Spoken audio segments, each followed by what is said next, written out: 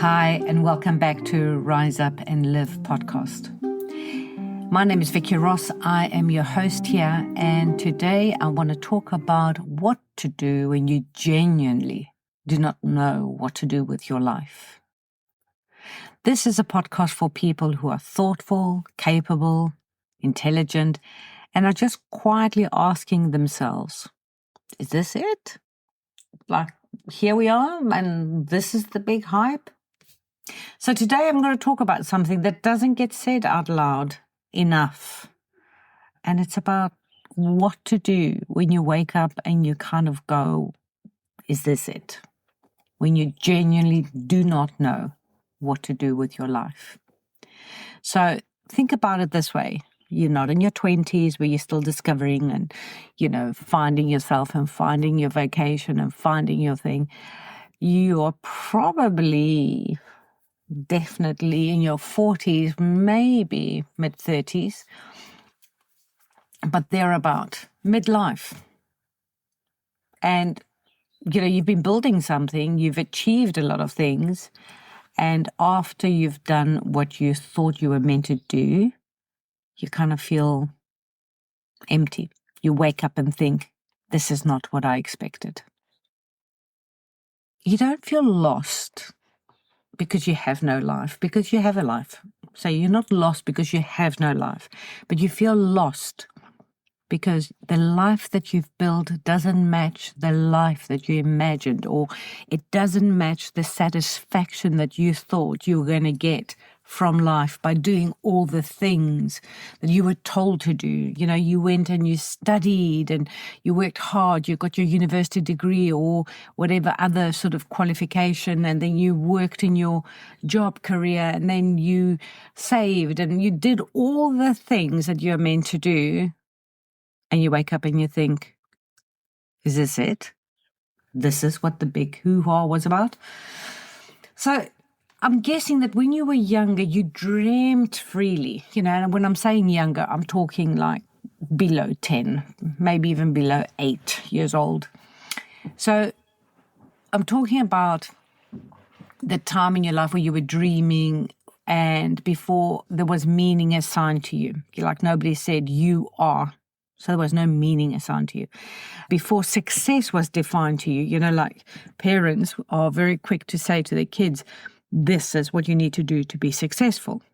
In fact, parents are very good at saying, if you don't do this, if you don't do that, if you keep doing this, you will not be successful. So they put the fear of God in you.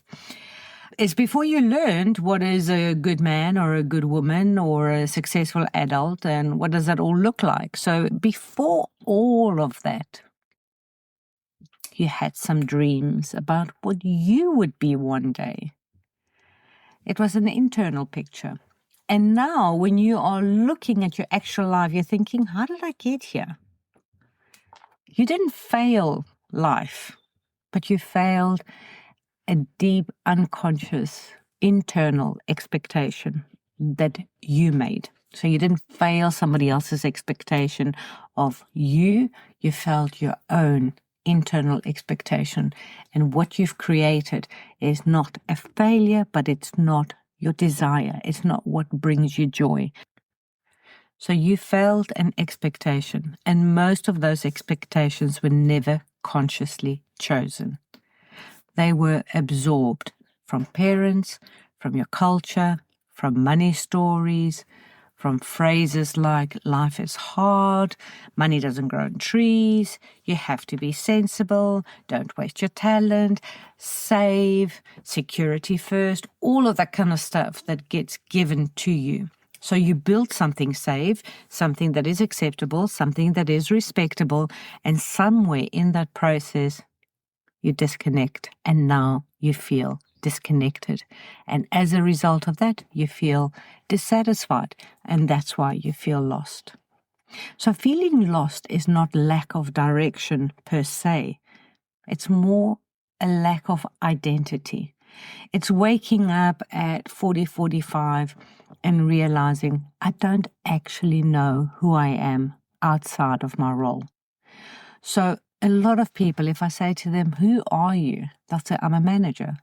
or I'm a business owner, I'm a mother, I'm a father, I'm a this, they identify with their professional role, with being a parent, being a provider, being the responsible one, being the high achiever. So you too have achieved, and yet you feel empty, because achievement without alignment will feel hollow.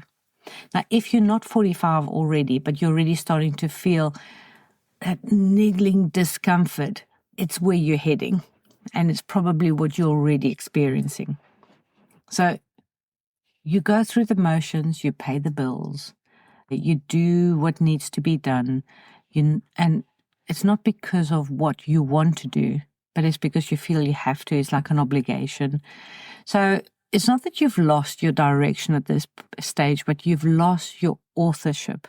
In other words, you've lost your sense of me. So you tried to be who you were told you should be. You measured yourself against the external definitions of success.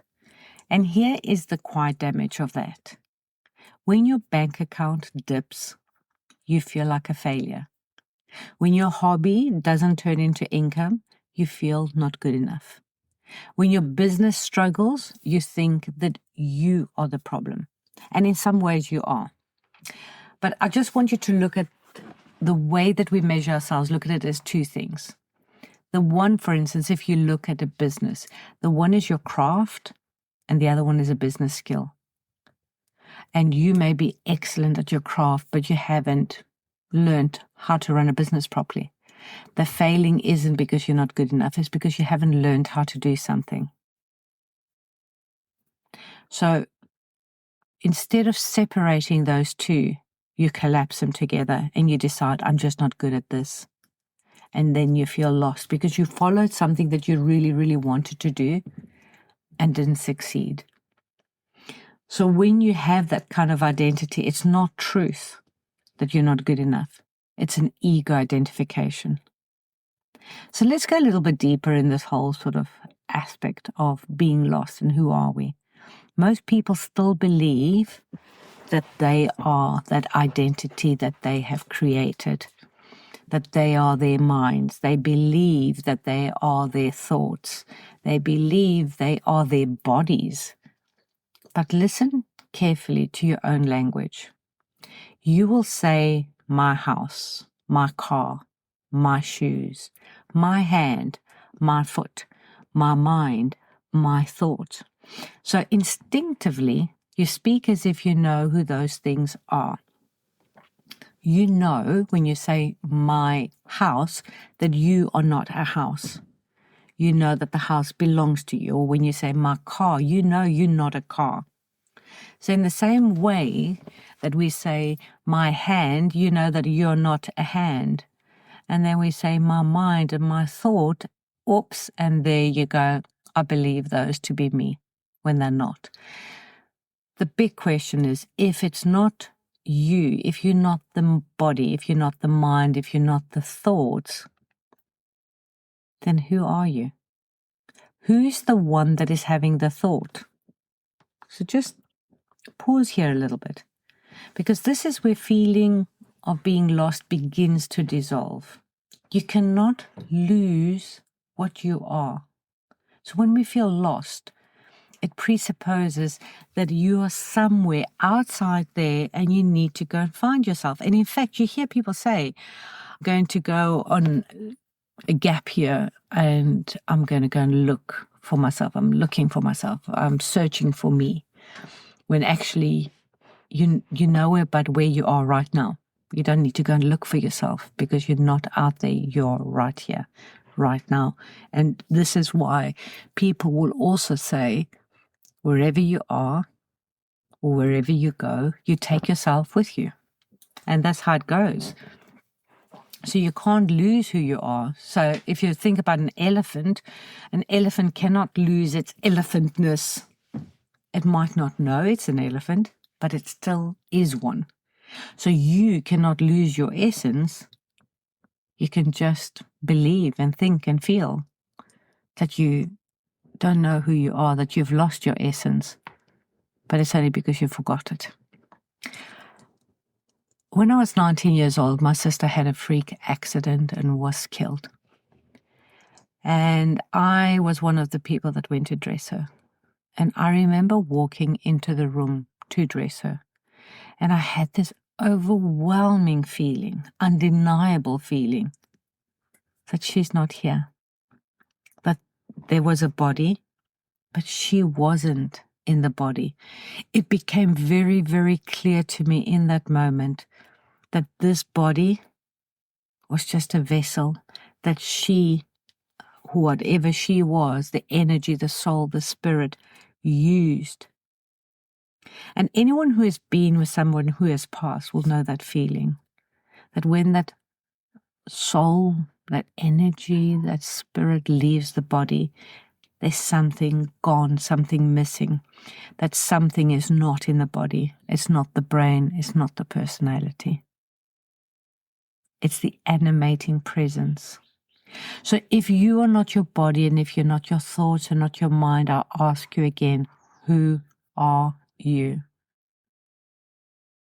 And what if you are a presence, an energy that can never truly be lost? So I want to tell you that you're not lost. You're not disconnected from your essence.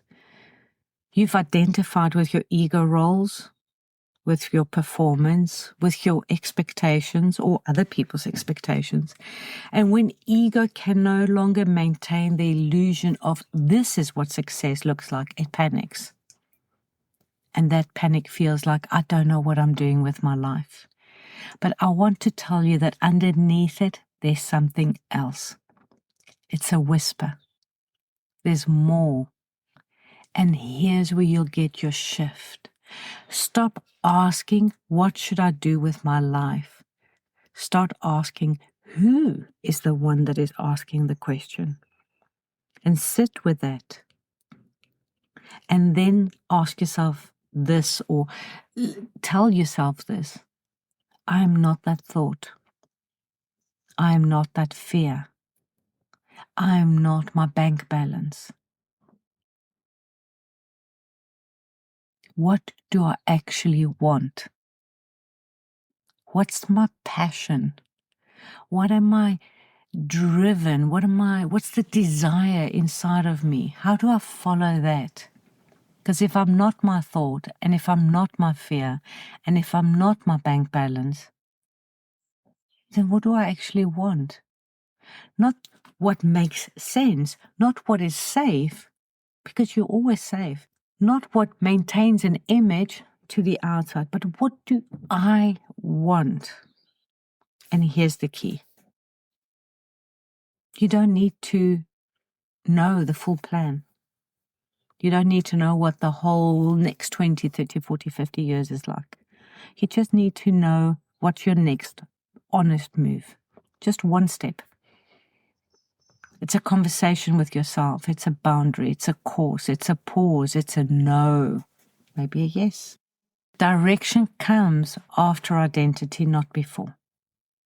Once you know who you are, and you can truly allow yourself to respond to a desire, direction will come, not before. So you can rebuild your self-trust by remembering something very, very, very important. You're not fragile. You are not your circumstances. You're not your current story. You are the awareness behind it. You are that awareness that is indestructible. You're powerful. You're magnificent. You're magical. And no matter what happens externally, you will always be okay. And when you know that deeply inside of you, that no matter what happens, I'll be okay and I can trust that, then decisions stop feeling fatal and they start feeling creative. So if you're waking up to that thinking of this is not what I expected, that's a good sign.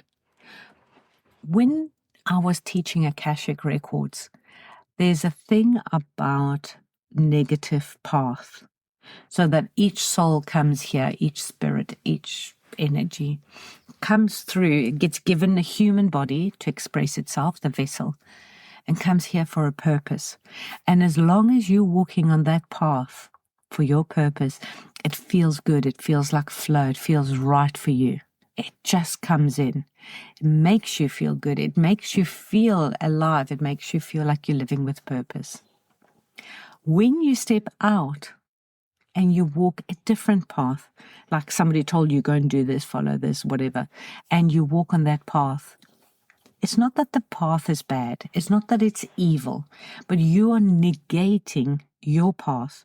And by negating your path, the other path is negative. That's how it comes to be. So it's not negative because it's evil or bad. It's negative because it's not yours. And when it's not yours, it will not feel like flow. So if you're in that space where you're not feeling that flow, it's good. It's your soul trying to wake you up, either with a crisis or an uncomfortable feeling inside. And that awareness is not failure. It's consciousness returning. So I'd just like to say to you, you're not lost. You're remembering.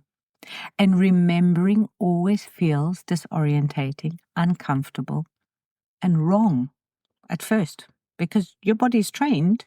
Remember, you've got your whole brain system that likes to just follow what it's learned to do. That doesn't make it right, so it will feel uncomfortable. And sit with this question for this week. Who am I? If I'm not my role, so get rid of all your roles, what are you left with? If I'm not my history, what am I? If I'm not my thoughts, what am I? And let that question work on you. Just keep going back, journaling. Just keep going at it. And then take one honest action, just one. And I'm not sure what that one action is, but let it be one step towards something that makes you come alive. So I wish you well with this, and I'd love to hear some feedback. So please send me some feedback. I'd really, really want to hear how your journey's going. And if this episode resonated with you, please share it with somebody who quietly needs it or loudly needs it. I'm not sure. And remember to rate the show, like it. And if you want to go deeper into your own authorship, identity, rebuilding self-trust, building a life that's living on your terms, you can find me at vickyross.com. I've got a beautiful membership where we meet every Tuesday, and you are welcome to come and join us. Links are in the notes. So until next time, rise up and live, and here's to your success.